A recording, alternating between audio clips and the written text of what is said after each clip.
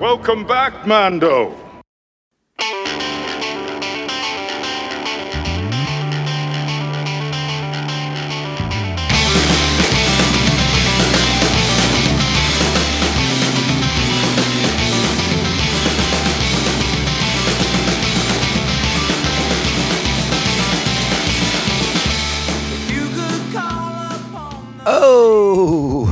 Oh, greetings, Bucketheads.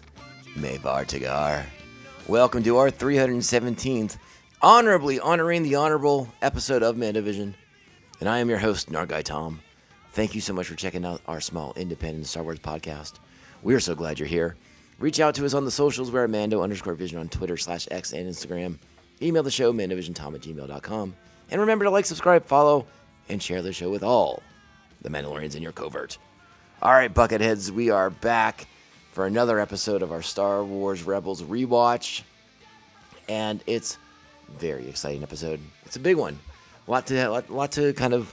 It's a straightforward episode, but there is a lot of kind of character stuff in there that we want to get into, that we want to talk about, and we are going to do that momentarily. But first, I would like to talk about what recently happened in London.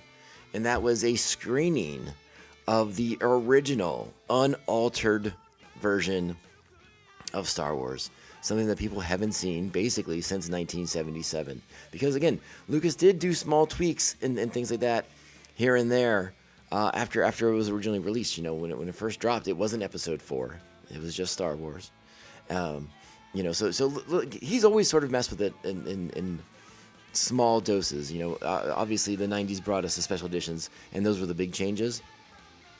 But by and large, this is the original cut of the film, and there has been some dissent online. Some of the feedback from the British journalists who were in attendance seemed very, very not kind to the screening. Said the film looked terrible. That's a direct quote. And again, these are all very subjective things. These are the opinions of journalists, and possibly the opinions of people young, like very young, who maybe who never grew up with like even the VHS tape versions of Star Wars. So I don't know. I think it's sort of subjective. I don't really put a lot of stock into it. I do have a DVD from like the 2006 release of the trilogy that has an unbuffed up version of the original unaltered cut, like the pre-special edition stuff, and it's fine. It looks like a movie shot in like the late 70s, but I adore it. I think it's great. I still have the VHS tapes from the CBS Fox video library. Still have those. Still have the VHS, the widescreen versions of the VHS tapes that came out in a special box set. So I don't know. I don't put too much stock into it. I think a lot of the articles are kind of clickbaity. So again, if you're of a certain age and you know the VHS era of Star Wars, like you're probably going to be just fine with seeing that movie the way it was. If you're more used to a high definition Blu-ray 4K lifestyle, yeah, it might look a little different to your eyeballs. And that's just is what it is. The other element of that event that I wanted to talk about was Kathleen Kennedy's appearance at said event, and some of the comments that she made about the future of Star Wars moving forward cinematically. And again, I don't know if this is a shock to the system, but Kathy Kennedy came out and said, like, moving forward, Star Wars was going to be a lot less interconnected. You know, there wasn't going to be things that led to the other things and connected back to so-and-so and back to this and that.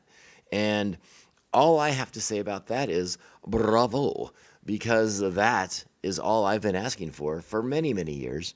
If you've been with this podcast for a long, long time, you know that is something I have expressed frustration with over the years is, why do we have to connect these dots? Why does everything have to be connected back to the Death Star? Why does everything have to be connected back to the Rebellion? Why does this all have to like have some sort of link?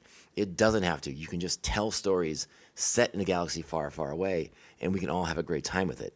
And it sounds like, finally, that will be the case. And it sounds like that kind of kicks off with the Sean Levy directed Starfighter movie with Ryan Gosling. It sounds like this will be sort of a standalone, not connected to anything. And again, seemingly with it being set 5 years after Return of the Jedi, that sounds like it makes perfect sense.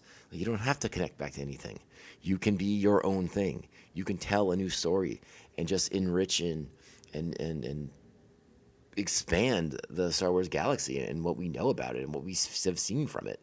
Give me those new opportunities, those new villains, those new bad guys, new heroes, new parts of the galaxy that we don't know. Like I know we all love the Rebellion versus the Empire, but like there's probably like pockets of the galaxy where like they got other problems going on. They got other things happening. Warlords and tyrants and dictators and all kinds of stuff who maybe slipped under the notice of the Empire, who maybe are doing bad things. Let's talk about these kind of things. Let's talk about heroes who aren't connected to somebody who once was a Jedi back in the days of the Republic. Let's do these things. Let's tell these stories. Let's have a good time. So. Again, I don't know if her statement was meant to be provocative in any way, but again, bravo, because that's what I'm here for. Let's start telling Star Wars stories again that are just fun and just adventures and just parts of the galaxy that don't have to tie back to the original trilogy or back to something that we know from the original trilogy. So yes, let's do that. And now, with that being said, we'll just get to the particulars of our Star Wars Rebels episode, okay? So, here we go. Star Wars Rebels, Season 2, Episode 17, The Honorable Ones. Original air date was February 24th, 2016. Written by Kevin Hopps. Directed by Brad Rao. Our primary cast for the episode, Taylor Gray is Ezra Bridger, Vanessa Marshall is Harrison Dula, Freddie Prinze Jr., Kanan Jarrus, Tia Sakar as Sabine Wren, C. Blum is Zeb Orielos, and he takes front and center in this episode. Dave Filoni is Chopper, D. Bradley Baker is Admiral Constantine and Rex, and David Eligabolo as Agent Kallus. And this is a very Kallus, Zeb-centric episode of the show. So buckle up for that as we get to kind of explore these characters a little bit more.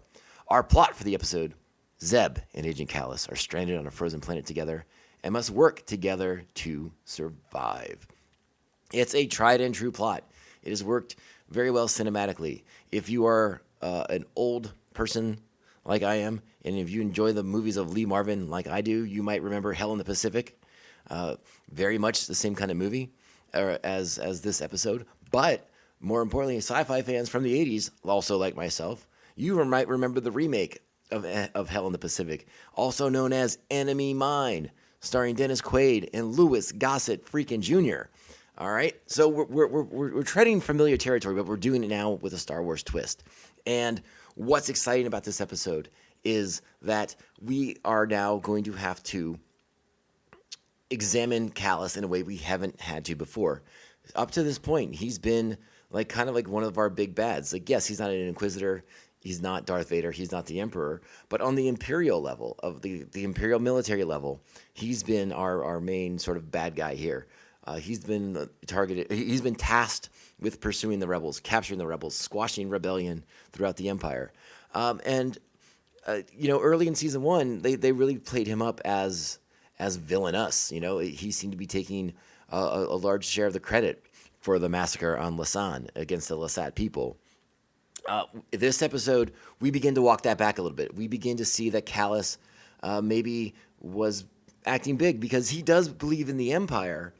But I think his belief in the Empire begins to get questioned now, right? He is put into a position where he has to examine some of the stuff that he's been led to believe about the Empire. And we have to do this because it's essential, because obviously we know what Kallus is going to do, what he's going to become. He's about to turn babyface. And so we got to start walking back some of his villainy a little bit. Was this always the plan for Kallus? That's something I don't know. I don't know if they changed gears on him as the story kind of grew and developed as they went along. But I think it's a welcome turn. I think it's important to have a character who is an Imperial, a true believer in many, many regards, who begins to have the doubts, who has to see past what he's been told. And this is the episode where he gets to do that, where Zeb sort of forces him to confront things. And Yeah, it's a good one, and we also get a little bit more from Zeb in this episode. Zeb's a little bit less of the comic relief and cartoonish broad strength of the team. He gets to stand out on his own, and they have some nice moments, and I think it's a really quality episode of the show. It also shows, again, we have our family dynamic with the Spectres versus the cold, uncaringness of the Empire. A lot of things in play with the episode, so I'm really excited to get into it with you guys. So let's go ahead, let's do it. You know what that means. It's time. Strap on your buckets. Let's go. Get out of here. We'll hold them off. You're going to have to relocate the covert. This is the way. This is the way. All right, so we open with the Ghost pulling into orbit above a very familiar planet to many of us. Of course, we are referring to Geonosis, the site of the beginning of the Clone Wars. And they're pulling into a construction yard high in orbit above the planet. A massive construction yard. So what could possibly be being built there on such a large scale that it would need so many facilities at its disposal? It'll be a mystery that goes unanswered for many. No, it won't. We all know. We all know that the early version of the Death Star is being built there, and that's what's happening. But what's more interesting is the revelation that on the planet Geonosis, there are no Geonosians. Everyone's dead. They have been wiped out. And that is a mystery that we get to explore a little bit later on in the series. But I think you guys can figure out where it's going to go if you don't remember off the top of your heads. So this is our moment where our heroes, they board the ship. They got rebel intelligence. They need to investigate. They need to see what the Empire's up to. It's a trap. Zeb calls it first as a Imperial R2 unit begins closing blast doors and opening blast doors, and stormtroopers begin to move in, and early versions of the Chicken Walkers walk the rings and try to hem in the Ghost, and our heroes have to make their escape. But of course, Callus is there as well, and he engages with Zeb. They have beef. They have history. They go back and forth since the show's begun, and they get into one-on-one combat. The rest of the Spectres are able to get away. They get back to the Ghost. They're able to get off the ship. Zeb is going to try to take an alternate route. He's going to use an escape pod, and they can come pick him up. Well, Callus isn't a fan of that idea. Callus continues to fight aboard the escape pod as it launches into orbit, heading towards Geonosis. Well, Zeb throws Callus into the controls, damaging them and sending their escape pod off course. So they will crash land on an icy moon known as Baron. It's one of the 15 moons that orbited around Geonosis. And of course, again, it's an ice world, so it's a stark contrast to what we know about Geonosis itself. They crash land into an ice cave, and guess what? There's going to be creatures in there. There are. But I want to pause. I want to go back, because there is something really, really exciting in this early part of the episode. As the Empire springs its trap against the Spectres, and we see, I believe it's Kanan who sees the Imperial droid behind him closing the doors and doing everything. So they send Chopper from the Ghost to engage with the R2 unit. And we get droid on droid violence. And let me tell you, I don't think there's a Rebels fan out there that doesn't enjoy seeing Chopper do Chopper things.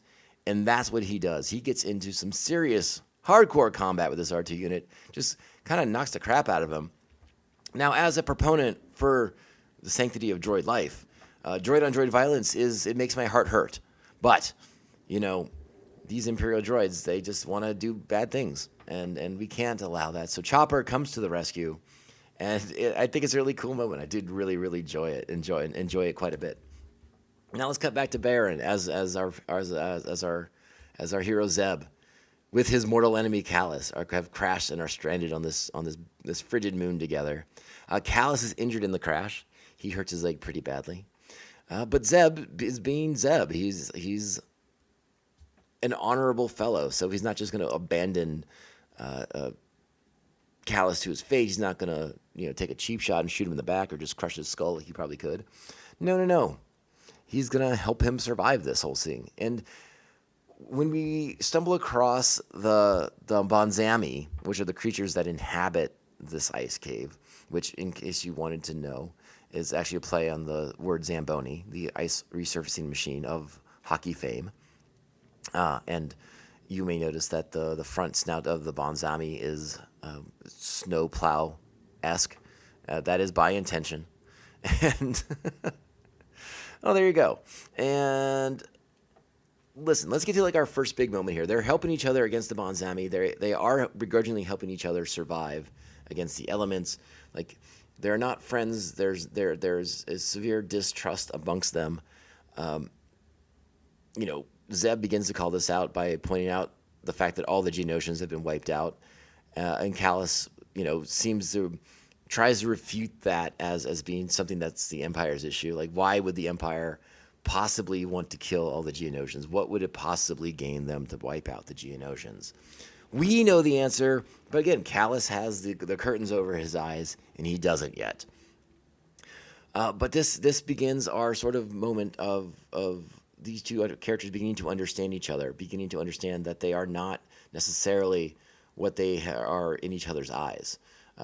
Callus is haunted by what happened on Lasan. He talks about how it got out of control, and it wasn't what he was led to believe it would be. He talks about being killed by a Lasan mercenary at a certain point early in his career on a raid on Onderon.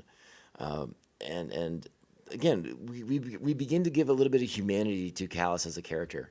But the moment that I think really stands out is talking about what happened on Lasan and why he has a Lasan bow rifle, a modified one, heavily modified, but just how he got that and Zeb's perception of how he got it. Zeb believes that he took it during the massacre as like some sort of trophy, and that offends and upsets Zeb. But there's a lot more to that story, and I do want to play that clip for you. I'm sure we'll get shut down by the Disneys, but hey, let's go ahead and play this because I think it's an important moment for these characters as they begin to understand each other a little bit more and give each other a little bit more credit for being not what the other one assumed they were. I didn't take it as a trophy. The Lasat guardsman I faced, he fought well, died with honor. He gave me the rifle before. The Busan Kira. The what? The Busan Kira. In the Sot warrior way. When one is defeated by a superior foe, he gifts his weapon. I was only doing my duty. It was nothing personal. Yeah, what the Empire did on the sun. I'll never forget it. We all have things we won't forget. And so after that is when Callus tells his story of going to Onderon, going up against the forces of Saw Gerrera and the Lasat mercenary in his employ, who basically kills all of Callus's friends. And sort of the trauma that has, the sort of scar that has left behind on Callus. And it's Zeb who says, well, you can't judge all Lasat against that guy. And Callus asks a very fair question. It was like, well, can you do the same for all Imperials? And again, Zeb seems reluctant at this point, but this is the moment now where we begin to see them figure out how to work together to get out of the cave of the Bonzami, right? Because Callus has been claiming the entire time that he can tell Zeb exactly what he needs to do to get out of the cave. Because before, Zeb had been trying to go up the walls, and that wasn't working out too well for him. Callus tells him, is like, no, we need to go up the columns, the ice columns that are holding up the structure. And they do, but the Bonzami come back, this time 2 Bonzami. So it gets a little hairy. It's a good action sequence.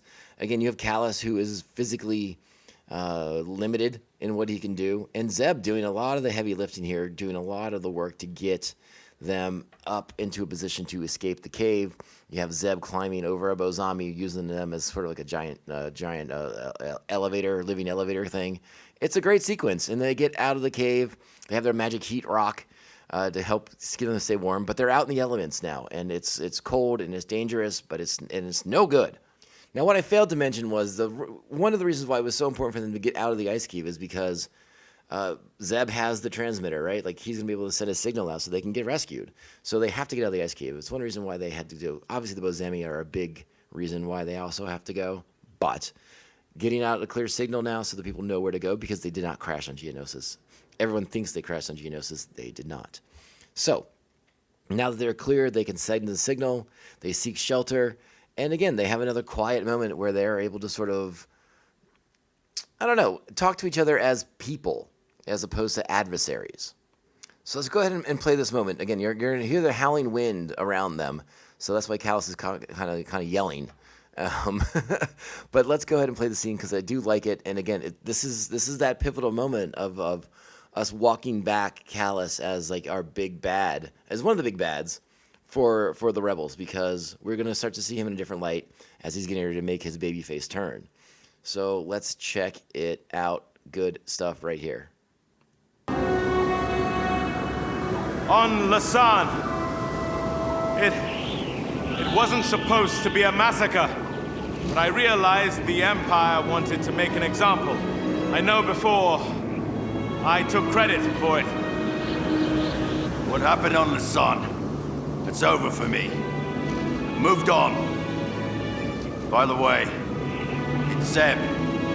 My name, it's Zeb. Short for Garazeb. I know. Again, this is a small moment, but it's a moment that shows that Callus has some remorse for what happened, and he thinks about the Lasat people on a very regular basis as he's learned their names and like a little bit about their society is what it seems like. That's the impression I get from all of this. And that'll be explored further on in the series. So like this is sort of like the beginning of Callus's awakening. And his turn to being a baby face here. Good stuff. So who arrives first? Because that's what they're wondering before that conversation. Like, does the Empire receive this signal first, or do the rebels? Do Zeb's friends? Well, Zeb's friends show up first, and Zeb offers him the chance to come with them. He doesn't have to wait it out on this ice world and risk death. He can go back. He'll be treated fairly. Yes, he'd be a prisoner because he's an Imperial, but he'd be treated fairly, given warmth and shelter and food and all the good things. And Callus is going to take his chance with the Empire. That's where his loyalties lie to this day. But it's different, right? As Callus observes as Zeb is greeted by Ezra and Kanan and everyone, like his adopted family, this pseudo family that is this for sort of foster family that they've all forged with one another. And how excited they are, how happy they are to be reunited, to have Zeb back.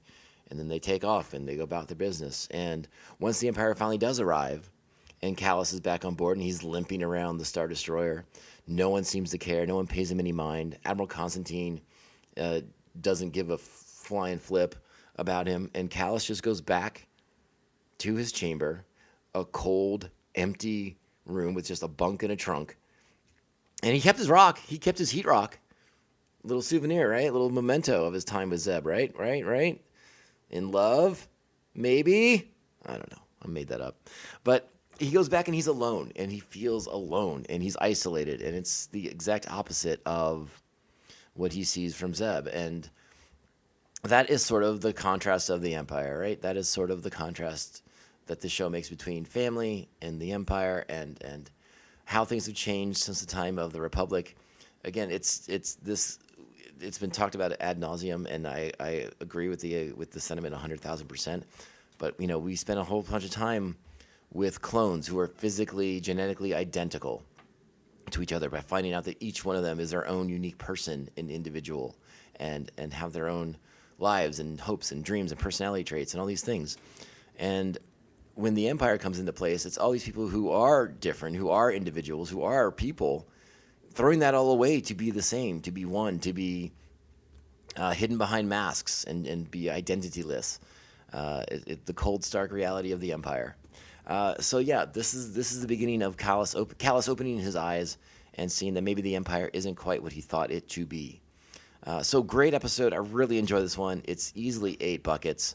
And it's the start of a journey for Callus that we are going to go on with him. And it's an exciting one. It's one that I think is, it pays off a lot in next season. We get some really great moments of tension built from that. It's really quality stuff, and I love it, love it, love it. Good episode. You know what? 8.5 buckets. Changing my mind, friends. And that's gonna do it for the show. Reach out to us on the socials, Mando_Vision, Twitter/X and Insta. You can hit us up at MandoVision at Blue Sky. You can email the show, MandoVisionTom@gmail.com. Make sure to like, subscribe, follow, and share this show with all the Mandalorians in your covert. Possible or so inclined, and you're up for it, and you got the Apple Podcast going. Sweet, sweet, sweet. 5-star reviews. They help the small independent shows like us stand out, not get lost in the shuffle. I thank you again, Bucketheads. You are the best fans in the world, best supporters in the world. This is the MandoVision Podcast. I am your host, Nargai Tom. And we will be back next week with another exciting installment of our Star Wars Rebels rewatch. Until then, go out, be great Star Wars fans. Find some more Star Wars content that you're getting excited about. Books, comics, rewatching the old shows, the old movies. Just be a great Star Wars fan. Be kind, supportive, respectful, and understanding of each other. And we will be back next week. But this podcast, it can only end one way. This is the way. This is the way. This is the way. This is the way. I would like to see the baby.